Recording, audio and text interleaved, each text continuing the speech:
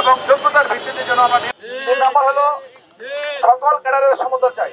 আমরা যারা বিসিএস পরীক্ষা দিয়ে এই প্রতিযোগিতামূলক পরীক্ষা দিয়ে আমরা উত্তীর্ণ হয়ে সরকারি চাকরি যোগদান করেছি, সবাই এক ধরনের সরকারি সুযোগ সুবিধা পেতে চাই এবং বৈষম্য দূর করতে চাই।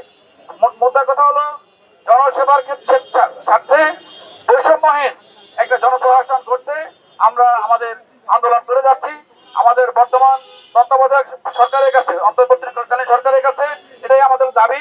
আমরা চাই একটা ন্যায্যতার সরকার, জনপ্রশাসন এবং যারা বৈষম্যহীন জনপ্রশাসন। যে জনপ্রশাসন সংস্কার কমিশন যে প্রস্তাবটা রেখেছে সেটা বর্তমান পরিস্থিতি সম্পূর্ণ মানে এই জুলাই আগস্টের বিপ্লবের চেতনাকে সম্পূর্ণভাবে নস্যাৎ করেছে।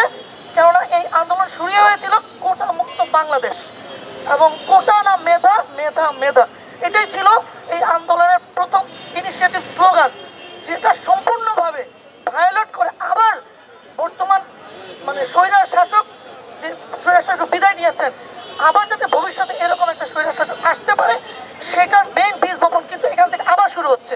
কারো বিরুদ্ধে কিন্তু আমাদের এই আন্দোলন নয়।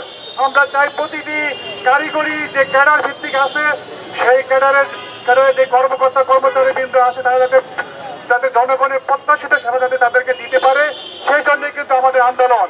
আজকে আমরা কৃত্য পেশাভিত্তিক আন্দোলন বলছি এই কারণে, আমরা যারা আজকে এই ক্যাডারের মধ্যে অন্তর্ভুক্ত আছি তাদের যে মন্ত্রণালয়, তারা কিন্তু অন্য ক্যাডারের মানুষজন কিন্তু সেই মন্ত্রণালয় পরিচালিত করে।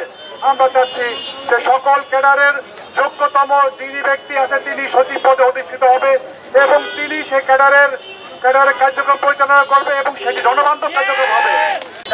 আমরা চাই শিক্ষা ক্যাডারের ইতিহাস একটি বঞ্চন ইতিহাস, শিক্ষা ক্যাডারের ইতিহাস নিগৃহীত বঞ্চন ইতিহাস, সেখানে স্বাস্থ্য ক্যাডার, সেখানে আমাদের এখন একটি ধন্যবাদ। আসসালামু আলাইকুম।